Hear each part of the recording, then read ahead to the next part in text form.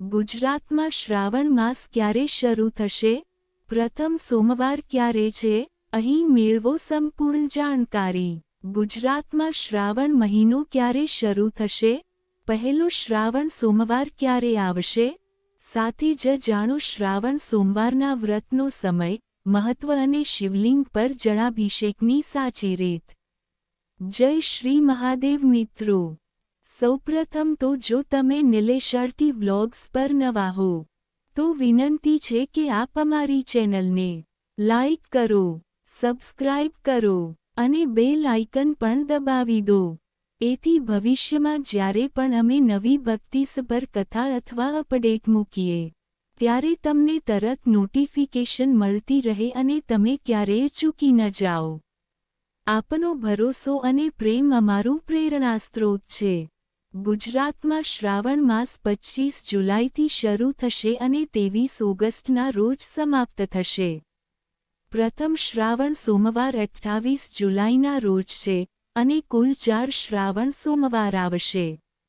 શ્રાવણ સોમવારના વ્રતથી મનોકામનાઓ પૂર્ણ થાય છે, સુખી દાંપત્ય જીવન મળે છે અને રોગ પીડા દૂર થાય છે. શ્રાવણ મહિનો ભગવાન શિવનો અતિ પ્રિય સમય ગણાય છે અને સમગ્ર દેશમાં ભક્તિભાવપૂર્વક ઉજવાય છે. આ મહિનામાં દરેક દિવસ શિવ ભક્તિ માટે વિશેષ ગણાય છે, પણ ખાસ કરીને શ્રાવણ સોમવારનું વ્રત ખૂબ જ મહત્વપૂર્ણ માનવામાં આવે છે. માન્યતા છે કે શ્રદ્ધાપૂર્વક આ વ્રત રાખવાથી મનોકામનાઓ પૂર્ણ થાય છે અને જીવનની મુશ્કેલીઓ ઓછી થાય છે. ભગવાન મહાદેવને વિનાશક અને રક્ષક બંને રૂપોમાં પૂજવામાં આવે છે. કહેવાય છે કે શ્રાવણ માસ દરમિયાન જો શ્રદ્ધાથી શિવલિંગ પર પાણીનો અભિષેક કરવામાં આવે તો દરેક પ્રકારની અશાંતિ અને મુશ્કેલી દૂર થઈ શકે છે. ખાસ કરીને શ્રાવણ સોમવારે જળાભિષેક કરવું વધુ પુણ્યદાયી માનવામાં આવે છે. ઉત્તર ભારતમાં શ્રાવણ માસની શરૂઆત આ વર્ષે 11 જુલાઈથી થઈ ગઈ છે. હવે ગુજરાતના ભક્તો માટે મહત્વનો પ્રશ્ન છે કે ગુજરાતમાં શ્રાવણ મહિનો ક્યારે શરૂ થશે? પહેલો શ્રાવણ સોમવાર ક્યારે આવશે? સાથે જ જાણો શ્રાવણ સોમવારના વ્રતનો સમય, મહત્વ અને શિવલિંગ પર જળાભિષેકની સાચી રીત, અમારી ચેનલ નિલેશ વ્લોગ્સમાં. શ્રાવણ માસ ક્યારે શરૂ થશે? આ વર્ષે શ્રાવણ માસનો પ્રારંભ 25 જુલાઈના રોજ થશે, જ્યારે તેની સમાપ્તિ 23 ઓગસ્ટના રોજ થશે. આ દરમિયાન કુલ 4 શ્રાવણ સોમવાર આવશે. શ્રાવણ સોમવાર વ્રત 2025 તારીખ. આ વખતે શ્રાવણ માસમાં કુલ 4 શ્રાવણ સોમવાર આવશે. જેઓ ભગવાન શિવને પ્રસન્ન કરવા માટે સોમવારનું વ્રત શરૂ કરવા ઈચ્છે છે, તેઓ પ્રથમ શ્રાવણ સોમવારથી ઉપવાસ શરૂ કરી શકે છે. ખાસ મનોકામનાઓ પૂર્ણ કરવા ઈચ્છતા ભક્તો માટે પણ પ્રથમ શ્રાવણ સોમવારથી ઉપવાસ શરૂ કરવો શુભ માનવામાં આવે છે. આ વર્ષે 4 શ્રાવણ સોમવારના ઉપવાસ આવે છે. એવા ભક્તો જે 5 સોમવારનો ઉપવાસ પૂર્ણ કરવા ઈચ્છે છે, તેઓ આ 4 શ્રાવણ સોમવાર પછી એક વધારાનો સોમવારનો ઉપવાસ પણ રાખી શકે છે. જો કે, ધાર્મિક રીતે 16 સોમવારના ઉપવાસ કરવાનો વિશેષ મહિમા છે, જે ભગવાન શિવને પ્રસન્ન કરવા માટે અતિ છે પુણ્યદાયક માનવામાં આવે.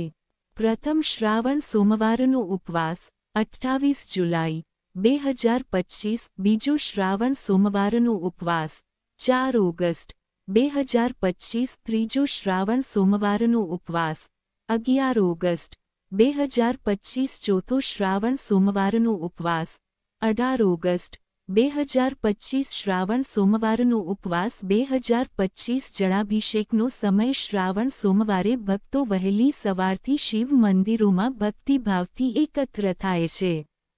આ પવિત્ર દિવસે બ્રહ્મ મુહૂર્તમાં સ્નાન કરીને સ્વચ્છ અને પવિત્ર વસ્ત્રો ધારણ કરવા જોઈએ.